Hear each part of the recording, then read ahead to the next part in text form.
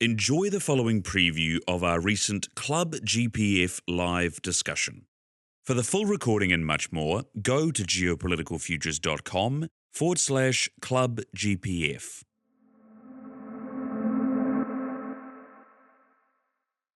Ever since the turn of the last century, there's been an anchor to the international system. It was the British and the Germans. They fought with each other, they collided with each other, but all other countries, in general, took their bearing from what they were doing. They calculated their position by what the British were doing, what the Germans were doing. The same thing happened during the Cold War.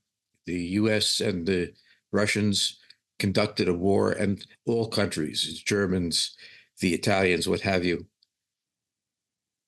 aligned their system with what was happening there, with one of the countries or the others, or sometimes both. There was an anchor to the system. The nations didn't just float around finding positions. They were aligned with a power system that drove the world for that period of time. Today, small countries all over the world, in Iran and what have you, are driving their own policies. They are, to some extent, taking their bearings from the greater powers, but the greater powers are frequently not interested. They're abstracted, and they don't have that much power to give. This is a temporary event, but it is an unsettling event that's taken place that we're looking at.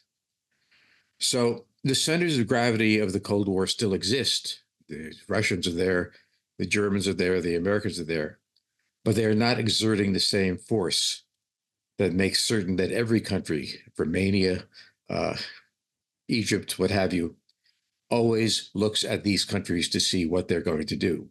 They sometimes look at the countries, but the world is therefore without an anchor, without the center of gravity that has governed it during most of the recent periods. So we're in a place where it's shifting. Like many cycles, you come to a cycle where the system breaks down and redefines itself. The nations are still there. They are still engaged in conflict on various levels. But the relatively orderly conflicts that we had during the Cold War, that we could predict and control, they're not there right now. So what is happening here is the various countries are testing each other. They are trying to determine what it is that the system will look like and how to position themselves in the coming system, and hoping that there will be a coming system. And individual politicians are also doing the same thing. They're trying to position themselves to take advantage of what will become a system. So all stations are in this situation. In Europe, in the Middle East, Southeast Asia, Korea, there's tentativeness in what's happening.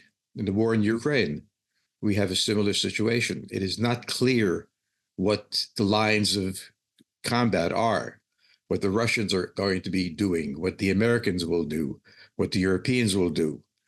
All of this is uncertain, but the history is going on. It is just without really an anchor. And that's dangerous in the sense that it leads to local conflicts. It is better because it does not lead to global conflict. We're not facing a conflict between the United States and the Soviet Union, a German-British war, or any of these things. But the smaller conflicts are arising constantly because there is no anchor to stop it. The major powers are not defined. Who are the major powers, really? We assume it's the United States is one of them. But who are the others? The Russians? To what extent?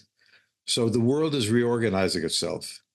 And for the time being, it has no anchor. So where we would know what to do within a major European crisis between the Russians and the Americans, it'd be clearly defined.